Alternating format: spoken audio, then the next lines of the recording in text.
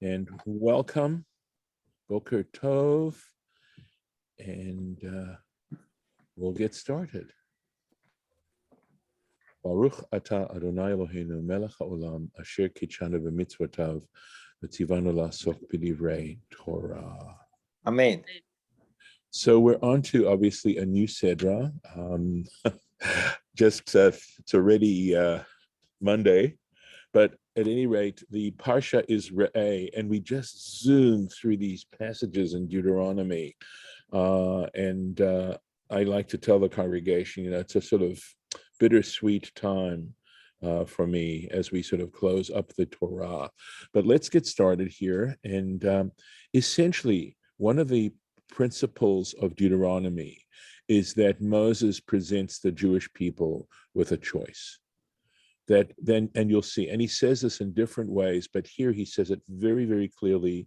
He's already mentioned it in previous chapters, but to understand that we have a choice as human beings, either to revere God, to follow the Torah, and to try and act as faithful followers of the Torah and of Hashem and servants of Hashem, or not.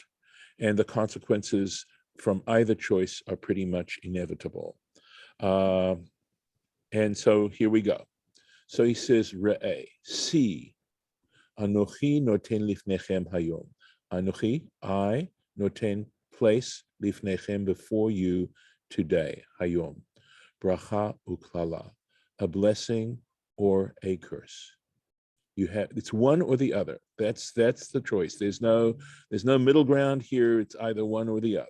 Right? I mean, obviously, we are going to face adversity, even if we're blessed, and very often, if we're really honest about it, that adversity very often can turn out to be a blessing. So let's see what Rashi says here. So he says, he comments on the Re'eh Anochi Noten, behold, I give, bracha uklala, blessing and a curse, or a curse, but it is and a curse in this case, because later on, he's going to say, Ha'amorot v'har grizim u'v'har eval, which are going to be declared on Mount Grizim and Mount Eval. There are two mountains I'm going to show you. I'm going to stop this share 1 second and start a new share. And this is what here they are. I think this is helpful. Okay. I don't know if you're seeing it. Unfortunately, it's not showing up in my window. We can see it. We can see it. There it is. Yeah, it wasn't showing up in my computer. Okay, this is actually not the one I want. Let's see. Are you seeing anything different now? Oh. Yes, we're seeing now. Oh. Okay, now we're seeing something even different. I'm so glad, because that's what I wanted you to see. Because here's Mount Eval and here's Mount Grizim, and you see they're near Nablus, Shechem, and they're on the west side of the Jordan. And he's going to talk about this to you. Okay, so this is interesting because this is called Samaria and this is called Shechem.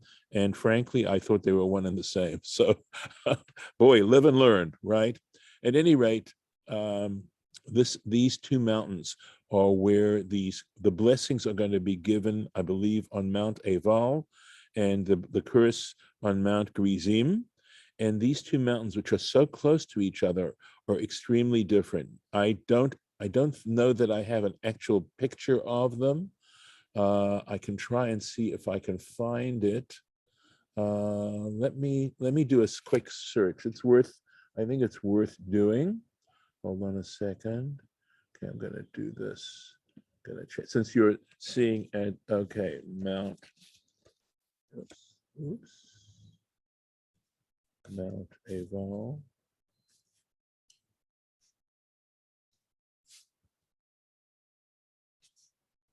Okay, here it is.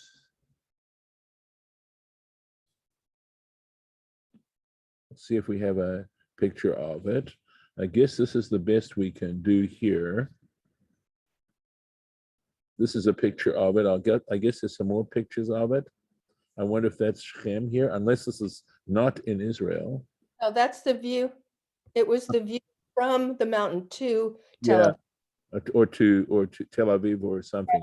They're not actually showing it to you, which is a shame. I was hoping to have an actual picture of it because I wanted you to see the difference. And let's try this. All right, let's try this. I don't know that I'm going to get much better. This is the same picture we just had it before, right? Yeah. Oh, here we go. This is good.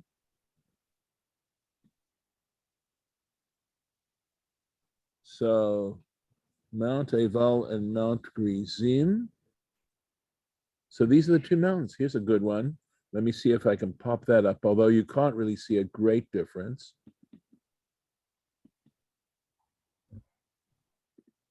Great. This is not happening the way I was hoping it was going to happen. All right. And this is what it looks like. Can you see everything in this picture here? Yeah. Yeah, we can. So you can see. Okay. So I think I had it the wrong way around. Of course, right? So they're saying that Mount Gerizim was the mount of blessing and Mount Eval was the mount of cursing. And half the tribes stood on one. This is described specifically in Deuteronomy later on. All right. How 6 of the tribes stood on one side and 6 of the tribes stood on the other side. And the priests stood in the middle. And they, on the one side, they said, blessed is the person. And they're like a number of blessings. And then there's a cursed is someone who does the opposite. So again, the choice is given. But I think the idea was, at least at some time, there was a distinction between the two mountains, and that's why I'm just looking here, but I don't see anything that, I mean, let's see. If this is Mount Gerizim, can you see my what I'm pointing to? Yeah. Can you see this? So if this is Mount Gerizim and this is Mount Eval, you can see that Mount Gerizim is somewhat more fertile than Mount Eval. And I think that was one of the reasons why they chose to use that, because it really would drive home the idea of the difference of the blessing and the curse. Let me go back now. Okay. I can see how you would have thought that they were one, though. Yeah, well. Come on, we all learn something new every day. You know something? I have to share with you that doing this with you, all right, just makes me realize how little I know. And I'm seeing things that I never would have questioned before, and now I'm questioning, my own knowledge regarding these things. That's wonderful. Well, yeah, I think it's healthy.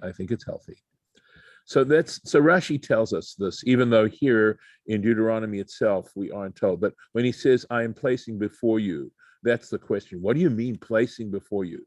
And that's why Rashi has to tell us that he's actually referring to something that's going to happen later on in Deuteronomy, where we're going to be reading about the blessings on Har Gerizim and the curses on Mount Eval. So here we go, being more specific now. Et habracha, the blessing, and here the grammar is quite difficult here. Asher tishma'u, because the word asher means which, right? And it's hard to translate this. Excuse me. Hold on a second.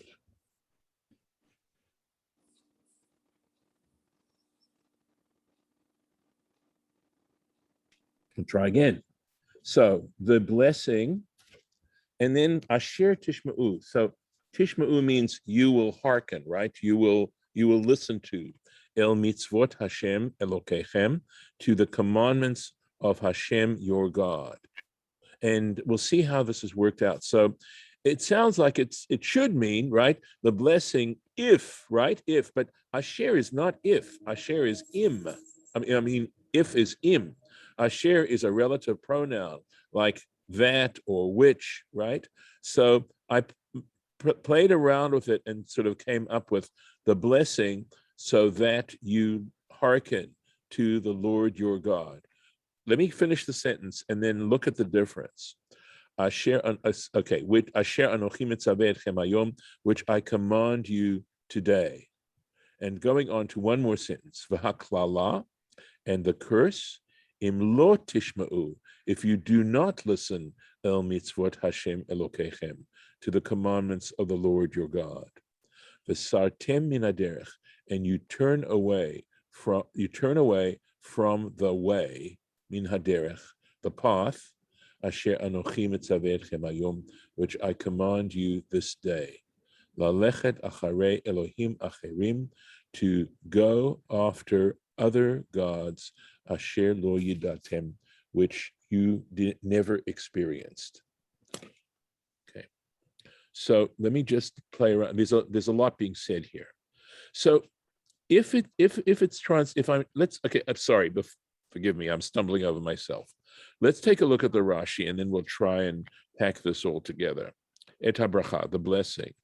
And he translates asher as almanat, for the sake of, right? In order that.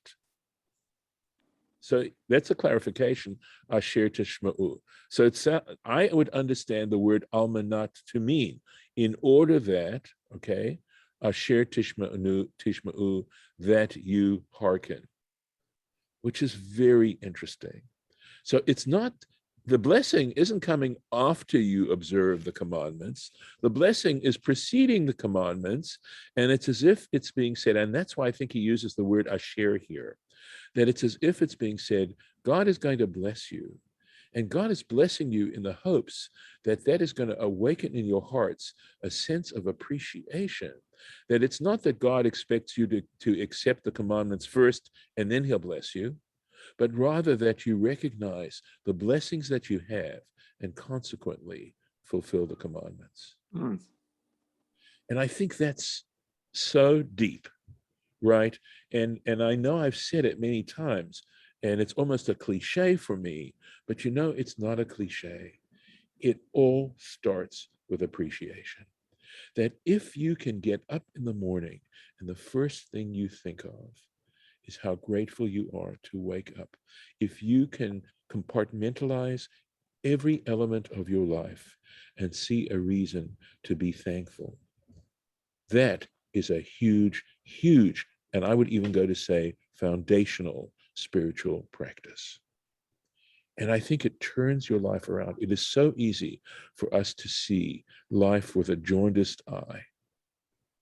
And it's a matter of training, because I don't sense that we are naturally appreciative. If we are, we're lucky. If we're born that way, we are so fortunate. If our parents raised us that way, we are so fortunate. But life really is what you make of it. I'm going to, forgive me, I shouldn't apologize, right? Because I'm going to do this anyway. There's at the beginning of, I believe, at the very beginning of Hans Christian Andersen's fairy tales, of his collection, he tells the story of the time when humanity, or the beings that existed, wanted to defeat God. I mean, obviously, this is metaphoric for human behavior, and because they knew that that God is so full of love. I'm trying to think of oh yes, okay, that God is so great, and God is so full of love, and God is so the essence of goodness. What they did was they created a mirror, and this mirror had a very special quality, and the quality of this mirror was that anything that was great, it minimized. Right? It minimized anything that was great. And so they believed that if they took this mirror and showed it to God, that because God is so great, if God looked into that mirror, God would become nothing. Okay, nothing. And so they planned to go up to heaven and show God this mirror. And they were able to achieve this much, that they got higher and higher. And what they discovered was, as they got higher and higher, they started to tremble. And they trembled, and they got to a point that they were trembling so much that the mirror slipped from their hands and fell down to the earth. And that is where the trouble started, because the mirror shattered into thousands and millions of tiny little slivers. And these little slivers of glass got into some people's eyes, and others got into some people's hearts. That's the story. It's a great story. That's why I remembered it. I must have read that story, haven't read it since, like maybe 40 years ago. Yeah. And it's the tragedy. It's such a powerful, message. Yeah. And this is what this is saying too, right? I mean, look at the way, it's simply a matter of syntax here and how he shifts the meaning, how Rashi helps us gather the shifted meaning of this particular thing. That God starts out by blessing us and hoping that that is going to motivate us to want to follow God's commandments. Okay, so the curse. So this is what's going to happen if you don't pay attention, right, to God's commandments. But it's a specific commandment, and that's really important. Let's see if Rashi, So Rashi's going to comment on it because he's saying, you go off the way, and then it says to follow other gods, which I believe Yod-Yadatim, which you did not know or you did not experience. And I realize again that it sounds trite for me to say it, but I have to say that we don't recognize what we mean when we worship idols. But it's when you worship something, you think it's the most important thing in the world, and you think it's the source of your happiness, of your ultimate joy, and there are many things that people worship. And it's not that these things aren't important, right? It's not that they have no value. It's that the subtlety is that we place more value on them than on recognizing the source of our existence and recognizing that we have a way in which to connect to that source and to try to bring that source into this world. Because if you think about it, because the mitzvot emanate, this is the theory, right? This is the hypothesis, that these mitzvot emanate from a divine source. So if we then practice those mitzvot, we are actually extensions of the divine. Because if I ask you to deposit, let's say, $100 for me in the bank, and I give you the $100 and you take it and deposit it in the bank, it's as good as if I personally deposited it. So one way of looking at this enterprise called the Jewish religion is to become angels, because that's exactly what angels do. Angels don't have a choice. Angels have to do what they're programmed to do, what God wants them to do. But we have a choice. And in the fact that we have that choice, we are given some sense of greatness and significance. And every single person has that choice. Now, I mean, Judaism is one particular, way. I don't think it's the only way, and I don't necessarily, for me, it's the best way, but it doesn't mean it's the best way for every single human being on earth. But I think there's certainly principles within Judaism that are shared by many other religions, if not all of them. Okay, that is formal, thoughtful religions that basically have the same principle. But Judaism really emphasizes and obsesses over the specifics of the mitzvot, of the commandments, of doing this, right? So it's a matter of belief, but it goes well beyond belief. It has to do with practice. And that's in a nutshell, right? One way of looking at what we're trying to do. So let me see if I can get this in today. I think I can.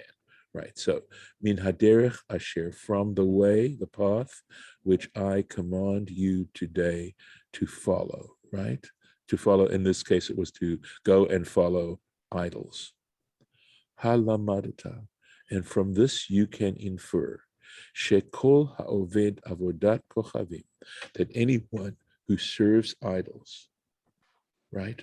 Whether consciously, I suppose, there are many people who may be worshiping idols unconsciously because we tend to identify idolatry with fetishism, with worshiping images. But that's really not what it's about. It really is worshiping other things other than our divine creator.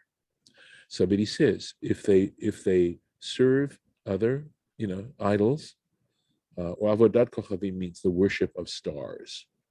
Harei husar, behold, indeed, he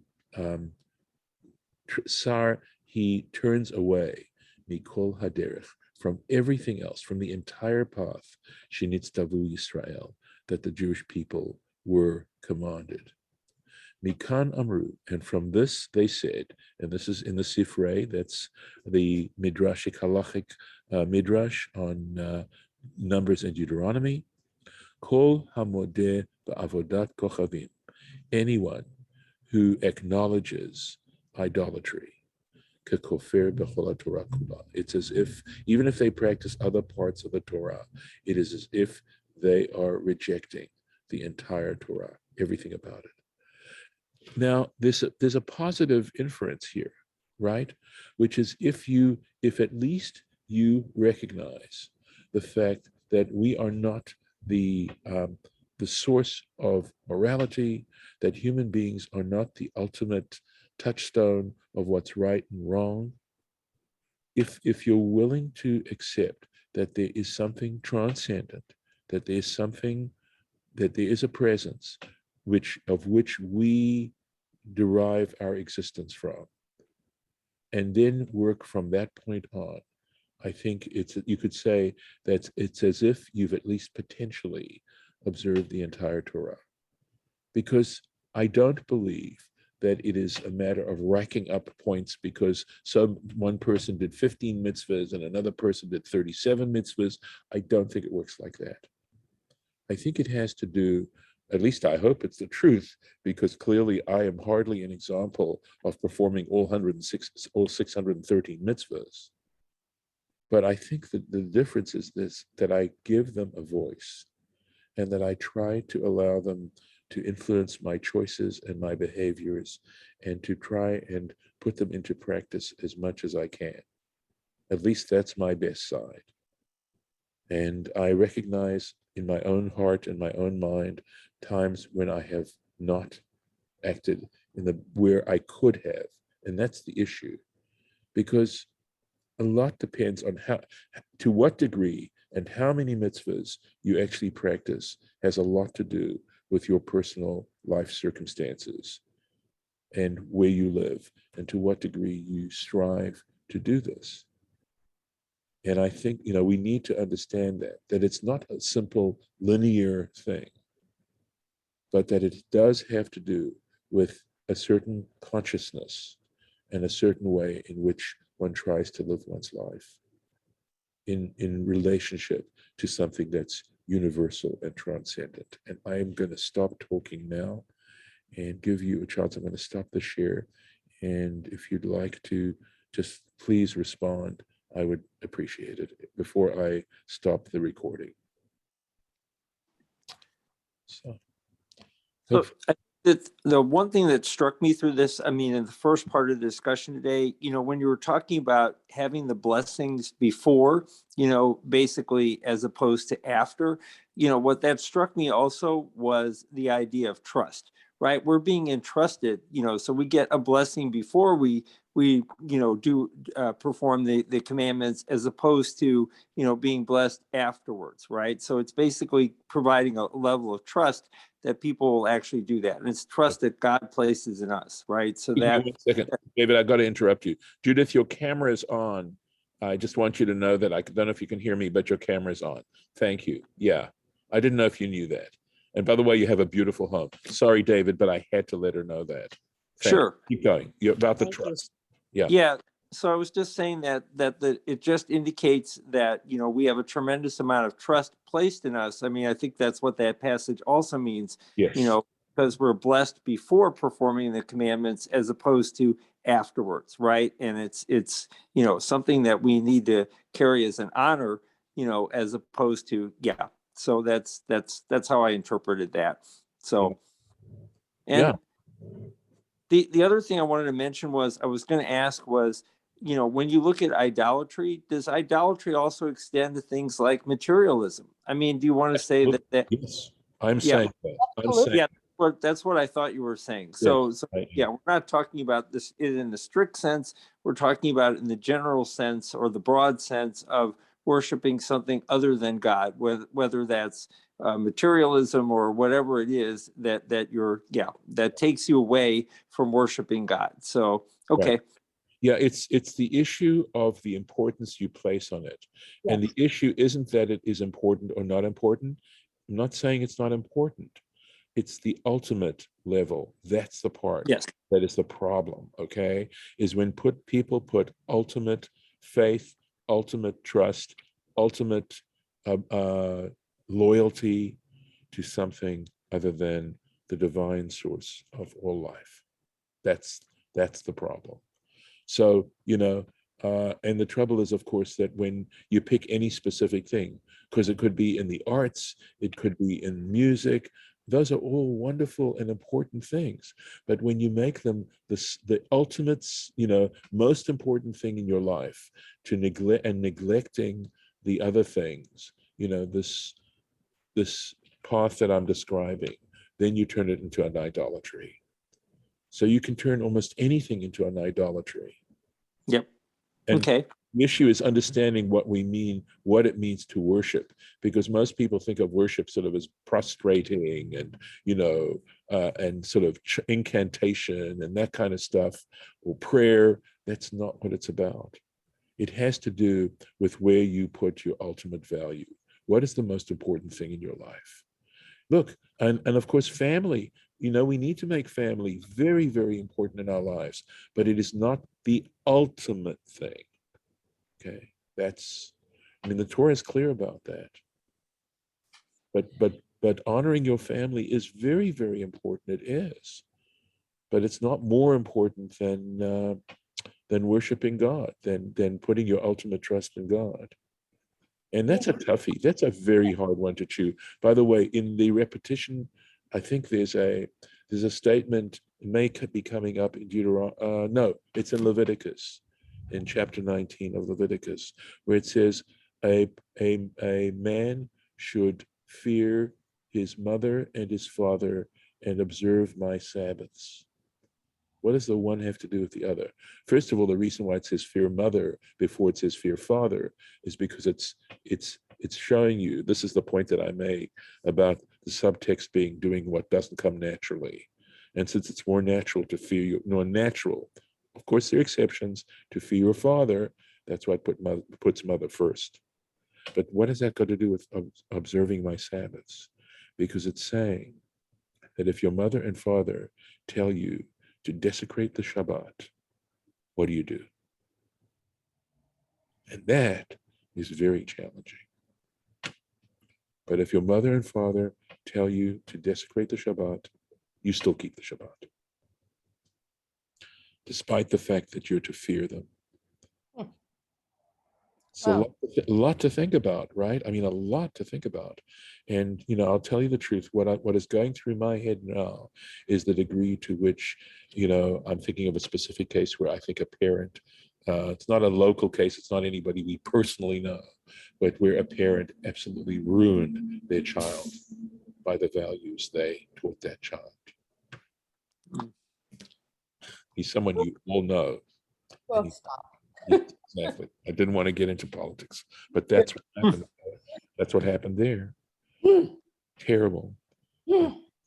So, you know that I struggle with the concept of God.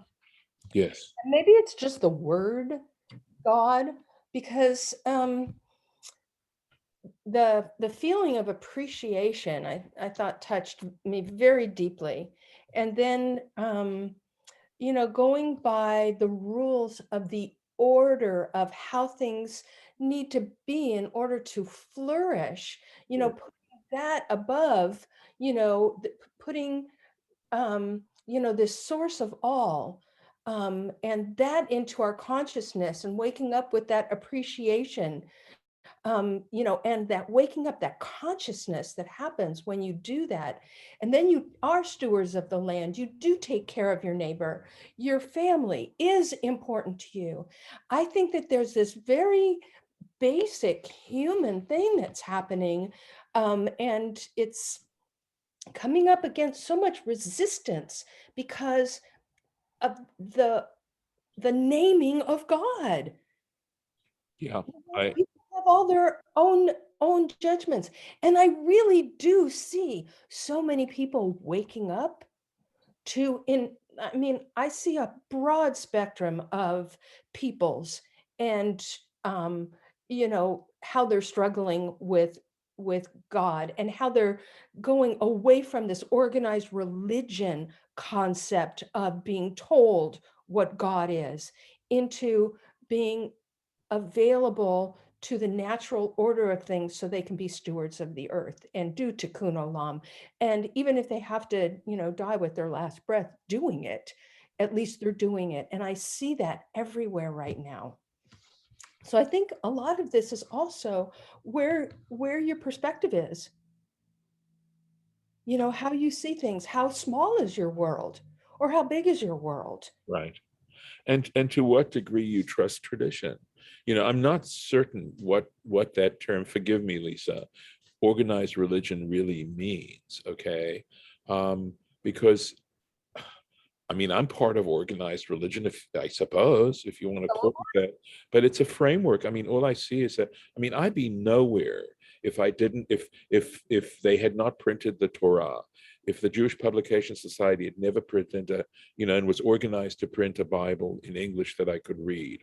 All these, I'm so dependent on so many different people who have taught me, whether in person or on, whether formally or informally or in pages of the book. I certainly feel that one of the greatest teachers I've ever had was my wife, is my wife.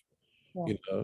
She has taught me so much. And in fact, what's very sweet is that I actually heard a rabbi at a wedding ceremony quote something from the Talmud, I think, and he was addressing the groom and said, that basically it says, young man, if you want to become knowledgeable, if you want to become wise, get married. I'm not saying, of course, that that's the only way you can do it, right? But I think there was such wisdom in that statement. Yeah. Rabbi, Yes. please, I love to clarify things so that I am not misunderstood. Please. Yeah, I'm not saying that organized religion is bad. I'm saying that there are so many people. I'm not making this personal because Yeah. I'm part of organized religion too. Yeah, come on, even when I'm not a part of it, I'm a part of it. That's right. Yeah. So what I'm saying is that there is a huge swath of us that have been turned off by organized religion and about Agreed. control issues Yeah, that people with their personalities have brought to it. true. So they are finding other ways. So that's why I am saying that my vision of what's going on in the world is very broad because of who I am interacting with and the things that we talk about. And then all of the different peoples that I choose to spend, slices of my time with to find out who they are. Yeah. And then I see these hearts are turning to, God, except the problem with the word God. I love how you turned me around about a year ago. God is shorthand. That was wonderful because it allowed me to embrace God. Right. Right. I think also part of it, and it's very tough, but I think that a lot of people turned away from formal religion because they were uninspired. I think the reason why young people aren't coming to the synagogue, my synagogue, is that I've been incapable of reaching out to them and trying to, inspire them to the sense of opening their curiosity and stuff like that. There are other people who have been much more successful, but I have to look at it honestly. And it's not because they're not good people. It's just because, the leaders have failed to inspire. You have just put your finger on something though, because I just disagree with you so much about you haven't done a good job. That's one thing. traditional values are very different. What I'm saying, it's the difference of organized religion. There are these two factions in organized religion. There's the religious and there's the political. Yes, I agree. I agree with you, Lisa. That's what I'm talking about, organized religion, not tradition, Right. not halakha. That's not what I'm talking about. I am talking about what has driven people away. You can have a great rabbi, and because of the politics, people turn elsewhere. Good That's point. all I was saying about organized religion, okay? Don't get me wrong, I'm part of it. Right. No, I am. Yeah, no, that's great. No, I appreciate the clarification. I totally get it. And I agree with you on that. We're going to have to stop because it's already heading towards 10 after 8. So we need to start davening. I'm going to stop the recording. Thank you so much. Let me stop it.